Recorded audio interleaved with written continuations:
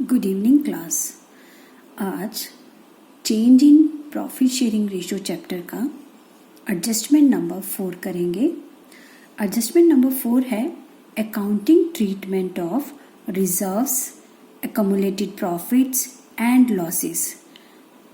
इसका मतलब है कि जब भी किसी पार्टनरशिप फर्म के अंदर रिकॉन्स्टिट्यूशन होगा, यानी या रेशो बदली जाए, एडमिशन ऑफ अ पार्टनर हो, रिटायरमेंट ऑफ अ पार्टनर हो या डेथ ऑफ अ पार्टनर हो, ये सारी सिचुएशंस रिकॉन्स्टिट्यूशन ऑफ फर्म कहलाते हैं।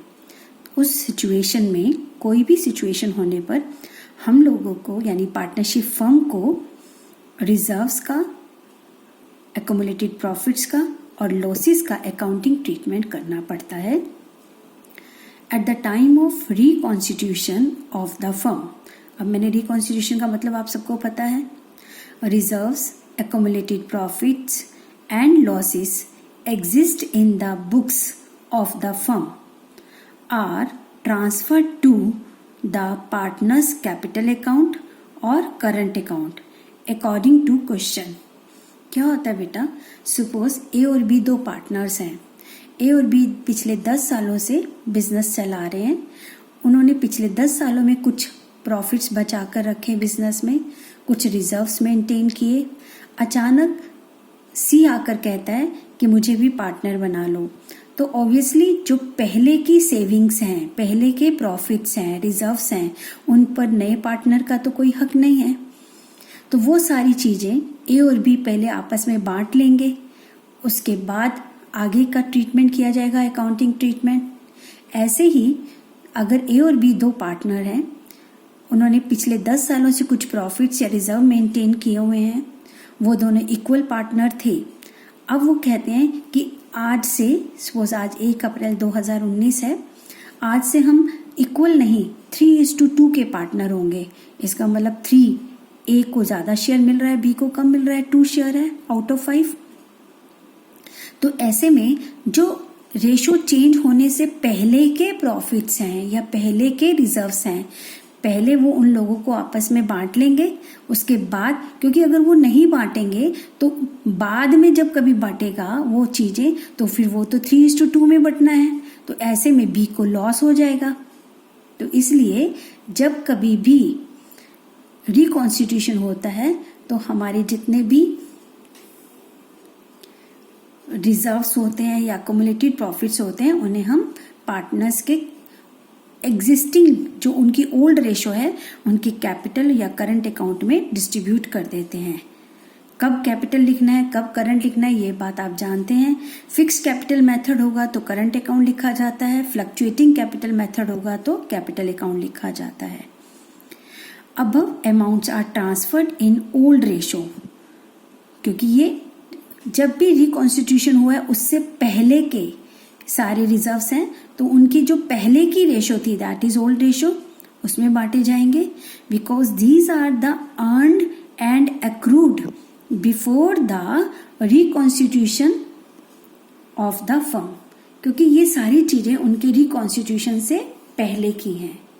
ये तो था कि हम क्यों बांटते हैं और किस रेशो में बांटते हैं जितने भी रिजर्व्स या आपके प्रॉफिट्स हैं।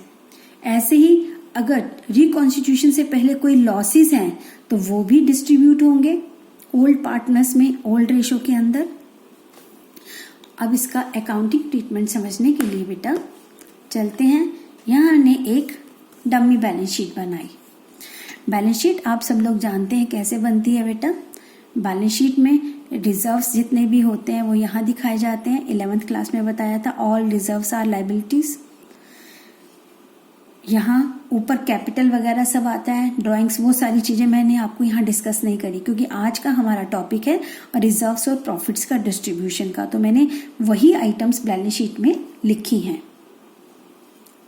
रिजर्व्स हमारे सिलेबस में ये 4 चीजें आती हैं: reserves account, profit and loss account का credit balance, workman compensation reserve account, investment fluctuation reserve.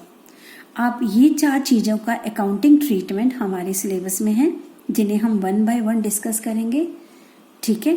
और इधर ये एसेट्स में फिक्स एसेट्स आती हैं, करंट एसेट्स आती हैं और फिक्टिशियस एसेट्स आती हैं। फिक्टिशियस एसेट्स वो एसेट हैं जो वास्तव में हमारी एसेट्स नहीं हैं। ये बेसिकली हमारे वो लॉसेस हैं जो अभी हमने राइट ऑफ करने हैं, जैसे कि प्रॉफिट एंड लॉस अकाउंट का डेबिट बैलेंस है अगर कोई, deferred revenue expenditure like advertisement expenses, ये हम सारी चीज़ें क्लास 11th में डिस्कस कर चुके हैं।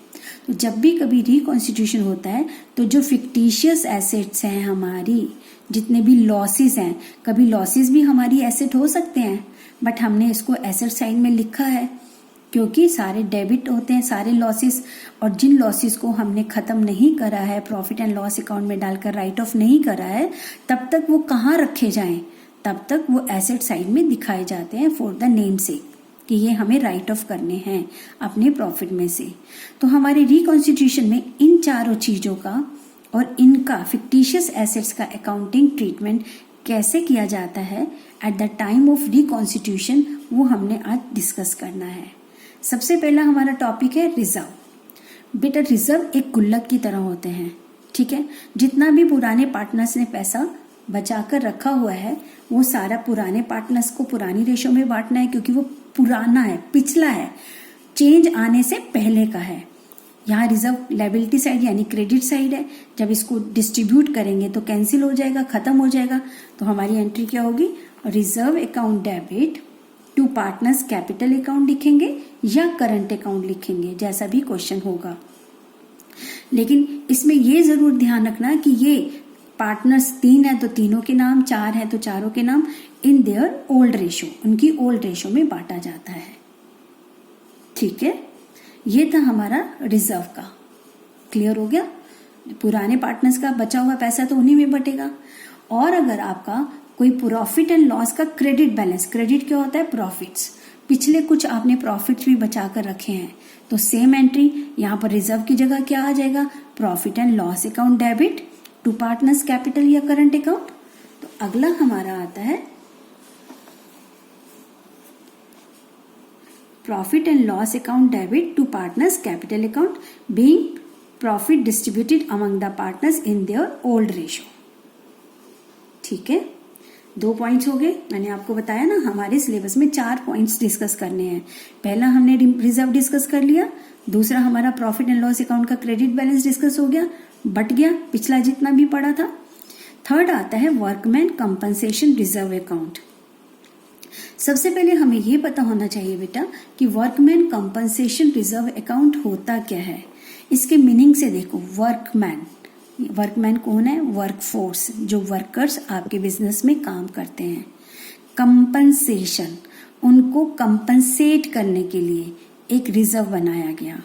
क्या होता है कि बिजनेस में जब वर्कर्स काम करते हैं तो कभी कभी कुछ मिस हैपनिंग्स हो जाती हैं, जैसे किसी का एक्सीडेंट हो गया काम करते करते, किसी की टांग टूट गई, किसी के साथ कुछ भी मिस हैपनिंग हो गई, तो बिजनेस को उस व्यक्ति को, उस वर्कर को बदले में कुछ पैसा देना पड़ता है। अब अचानक अगर बिजनेस से पैसा निकाला जाए तो बिजनेस में प्रॉब्लम हो सकती है। तो बिजनेस क्या करता है कि थोड़ा थोड़ा पैसा जोड़ता चला जाता है, वर्कमैन कंपनसेशन रिजर्व के नाम से एक गुल्लक बना लेता है और उसमें उतना पैसा रखता चला जाता है।